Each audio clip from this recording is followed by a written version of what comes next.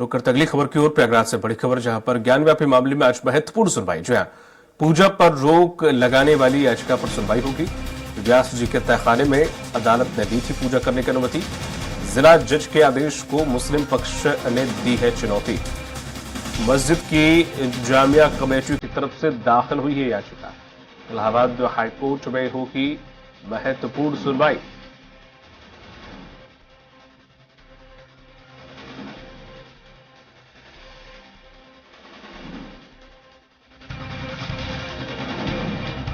इस खबर पे भी हमारे साथ उत्तर प्रदेश के संपादक राघवन जी फिर से हमारे साथ जुड़े हुए हैं।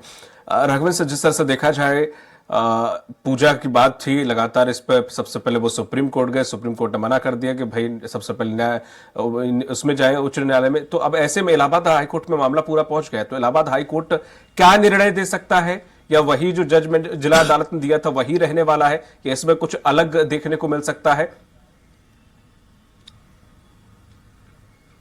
देखिए दीपक जी, अदालत क्या निर्णय करेगा तो अदालत जाने, लेकिन इतना जरूर है जिस तरह से पेशबंदी हुई है 31 जनवरी को जिला जज जब रिटायर होने से पहले फैसला देगा कि व्यास जी के तहखाने में पूजा शुरू की जा सकती है। उसी दिन रात में आनंद फानन में हिंदू समुदाय के लोगों ने वहां पे पूजा शुरू कर दी। रात में ही मस्जिद इंतजामिया कमेटी सुप्रीम कोर्ट गई, रात में दरवाजा खटखटाया। रजिस्ट्रार ने चीफ जस्टिस से बात करके बताया कि आप सीधे यहां कैसे आ गए हैं, अगर आपको कोई दिक्कत है, जिला जज के फैसले पर कोई आपत्ति है तो आपको हाई कोर्ट जाना चाहिए। उसी नाते मस्जिद इंतजामिया कमेटी हाई कोर्ट गई है। अब हाई कोर्ट को आज तथ्यों के आधार पर, सबूतों के आधार पर यह निर्णय लेना है कि क्या जिला जज ने जो फैसला पूजा का वहां दिया है व्यास जी के तहखाने में, जो 1993 के बाद से बंद थी, उसके पहले वहां पूजा होती रहती थी, क्या उसको पलटा जाए, या मुस्लिम पक्ष क्या नया एविडेंस देगा कि वहां पूजा करना गैर कानूनी है या गैर मजहबी है। अब देखना होगा कि हाईकोर्ट इस पर क्या निर्णय लेता है। लेकिन हाईकोर्ट ने मुस्लिम पक्ष की याचिका को स्वीकार कर लिया है, उसे सूचीबद्ध करके दोपहर 12 बजे के बाद सुनवाई के लिए दिया है। लेकिन जिस तरह से हिंदू पक्ष के लोग वहां पे अपनी दलीलें दिए हैं कि 1993 के पहले वहां पे पूजा हो रही थी, श्रृंगार गौरी की भी पूजा हो रही थी, व्यास तहखाने में भी पूजा हो रही थी, उसके बाकायदे एविडेंस दिए गए हैं, सरकारी दस्तावेज दिए गए हैं। उसके अलावा मुस्लिम पक्ष का साफ कहना है कि पूजा करने, केवल एक ही कारण मुस्लिम पक्ष बता पा रहा है कि पूजा अगर वहां शुरू होती है तो क्या कानून व्यवस्था की स्थिति बिगड़ सकती है, सांप्रदायिक सौहार्द बिगड़ सकता है। जबकि सरकार ने खुद जिला जज के यहां हलफनामा दिया था कि कानून व्यवस्था की जिम्मेदारी उसकी है, अगर किसी भी तरह की स्थिति बनती है तो सरकार का दायित्व है कानून व्यवस्था को संभालना। अब देखना होगा कि क्या नया कुछ तर्क हाई कोर्ट में मस्जिद इंतजामिया कमेटी देती है, या पुरानी तर्कों के ही बहस करती है, और हाई कोर्ट के जो जज साहब हैं वो क्या फैसला लेते हैं। चूंकि वहां पे पूजा लगातार चल रही है, अब पूजा पे अगर एक बार फिर रोक लगती है तो तय मानिए कि मामला थोड़ा तूल पकड़ेगा। अगर पूजा पर रोक नहीं लगा जाती है तो हो सकता है फिर से जो मुस्लिम पक्ष है वह सुप्रीम कोर्ट का रुख करेगा। चूंकि मुस्लिम पक्ष का साफ कहना है कि एक ही परिसर में दो तरह की इबादतें नहीं हो सकती हैं कि एक तरफ पूजा हो, एक तरफ नमाज अदा किया जाए। चूंकि इस्लामिक पक्ष में कहा जाता है कि किसी भी विवादित जगह पर नमाज कबूल नहीं होती है।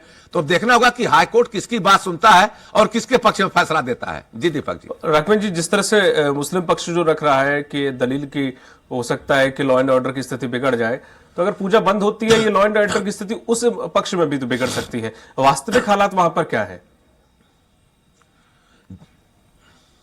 देखिए, लॉ एंड ऑर्डर बिगड़ने की धमकी देना एक तरह से कहीं न कहीं डराना होता है। और सरकार ने साफ कहा है कि हम किसी भी स्थिति में बनारस से या पूरे प्रदेश में कहीं भी कानून व्यवस्था की स्थिति बिगड़ने नहीं देंगे। हालांकि जब पूजा शुरू हुई थी तो 3000 से अधिक पुलिसकर्मी वहां तैनात किए गए थे।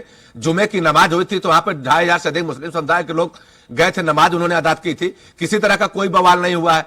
अब देखना होगा कि जो हाई कोर्ट में जो दलील दी जानी है, क्योंकि केवल इस दलील पे फैसले को पलटा जाना ठीक नहीं होगा, न कोर्ट इस पे बहुत तवज्जो देगा।